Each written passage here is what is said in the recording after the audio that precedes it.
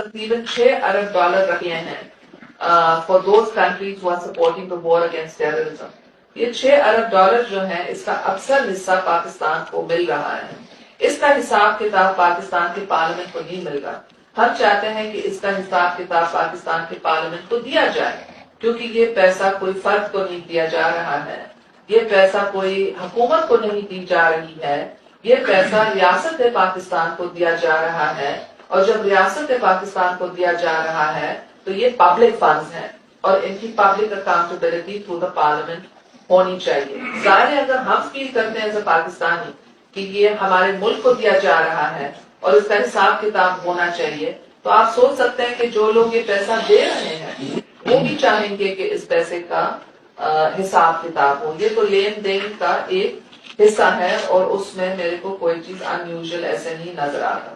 مگر جہاں تک میں فکر مند ہوں ادھر میں ارتھکویک فنڈز کے بارے میں بہت فکر مند ہوں, کیونکہ بڑے پیمانے پر ارتھکویک ریلیف اور ریہیبلیٹیشن کے لیے پیسے دیے گئے تھے.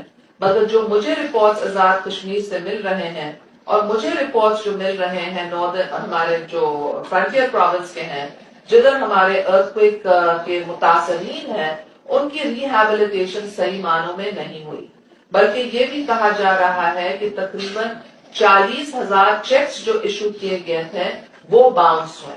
ابھی ارتھکویک سے مور دین اے ایئر ہیز پاس, اور کہ ہمارے لوگ اس سردی کے موسم میں ہم خوش نصیب ہیں ڈاکٹر جاوید کے یہاں اچھے سے ہیٹڈ روم میں ہم بیٹھے ہیں.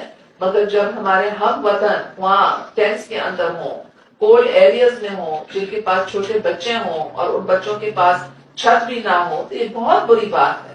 خاص طور پر جب پیسہ دنیا نے دیا ہے, جب پیسہ ہر پاکستانی نے, خواہ وہ واشنگٹن میں رہ رہے تھے یا لندن میں رہ رہے تھے یا دنیا کے کوئی بھی حصے میں رہ رہے تھے, ہر پاکستانی نے دل کھول کر کے امداد کی ہے. تو مجھے خاص طور پر تشویش ارتھکویک فنڈز کے بارے میں ہے.